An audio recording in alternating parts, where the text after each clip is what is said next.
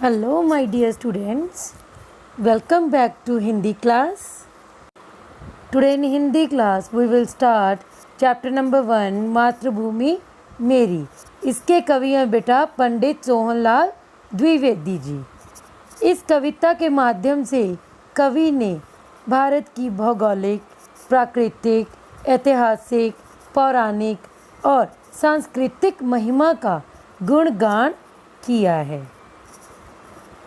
ऊंचा खड़ा हिमालय आकाश चूमता है, नीचे पखार पगतल नित सिंधु झूमता है.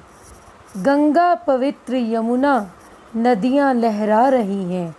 वह पुण्य भूमि मेरी, वह जन्म भूमि मेरी, वह स्वर्ण भूमि मेरी, वह मातृभूमि मेरी. इन पंक्तियों के माध्यम से कवि भारत देश की भौगोलिक महिमा का वर्णन करते हुए कहते हैं कि इस देश में जहाँ एक और हिमालय के शिखर आकाश में ऊंचाइयों को छूते हैं, तो वहीं दूसरी ओर सागर इस पावन भूमि के पैर धोता प्रतीत होता है.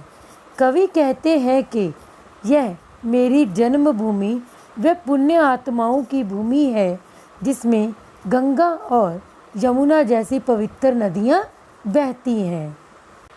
आगे कवि कहते हैं, यह मेरी मातृभूमि अन्न और खनिजों से भरी स्वर्ण भूमि है.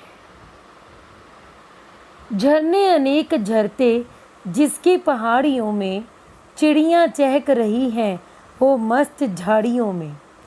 अमराइयाँ घनी हैं, कोयल पुकारती है, बहती मल्य पवन है, तन मन संवारती है. वह धर्म भूमि मेरी, वह कर्म भूमि मेरी, वह जन्म भूमि मेरी, वह मातृभूमि मेरी. प्रस्तुत पंक्तियों में कवि भारत देश की प्राकृतिक विभिन्नता की आभा को बखानते हुए कहते हैं कि इसमें कहीं तो गिरते झरनों और झाड़ियों में चिड़ियों की चहचहाहट से पहाड़ सुशोभित हैं और कहीं मैदानों में आम के घने बागों में कोयल की कुहू कुहू गुंजमान है.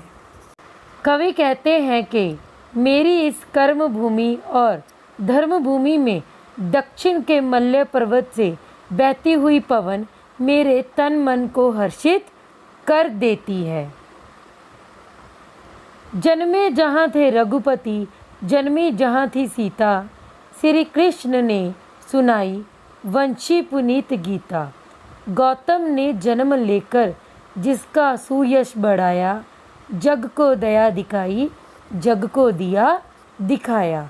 वह युद्ध भूमि मेरी, वह बुद्ध भूमि मेरी, वह जन्म भूमि मेरी, वह मातृभूमि मेरी.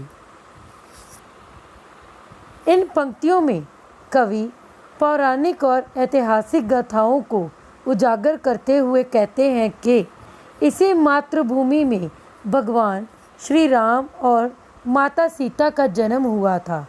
यहीं भगवान श्री कृष्ण ने बांसुरी की मधुर धुन और पवित्र गीता का संदेश सुनाया था.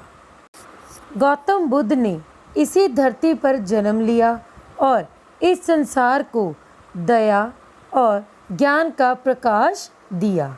साथ ही पूरे विश्व को शांति और अहिंसा का संदेश दिया है.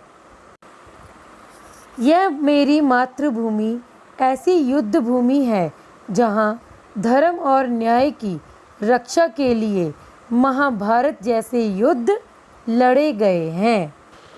I hope you all are understand this chapter. Thank you.